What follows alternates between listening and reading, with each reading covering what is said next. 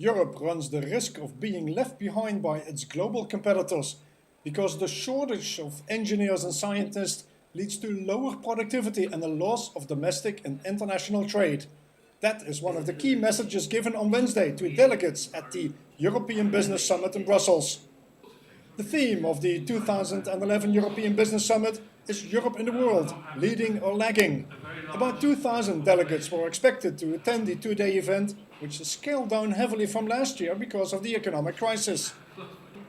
The research that was presented claims that the inflow of graduates in science and technology is falling across the continent, even when compared to other sectors, and even in countries like Germany, which are recovering from the financial crisis. The issue in Europe is not so much that we're lacking skills, but we've got a skills imbalance. So what that means is that we need to make the older people stay in work longer, which means that we need to give them the right skills to be able to do that.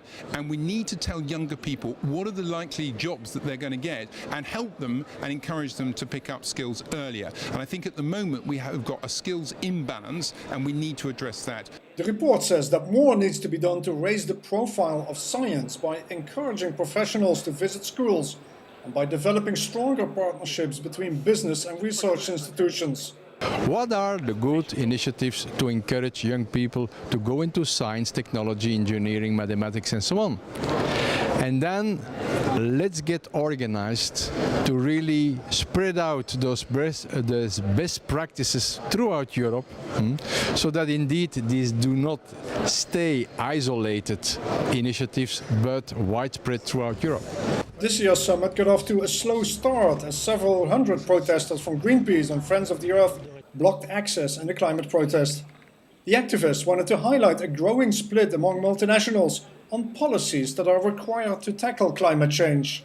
We're here today to highlight the growing split in the European business community between those companies who support the green economy and further action on climate change and those companies who are blocking that action and in doing so putting at risk millions of future green jobs.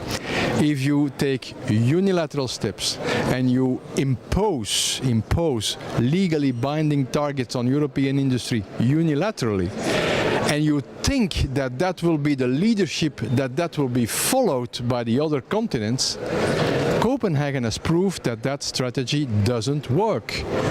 But if you continue to follow it, it's going to cost hundreds of thousands of jobs in Europe. And that's a risk we should not take. Indeed, it was evident that the businesses represented at the summit had little or no interest in carbon-friendly technology.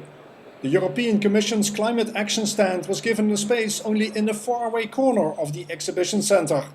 Many of the multinationals officially present at EBS are known to publicly oppose more ambitious targets for reducing carbon emissions.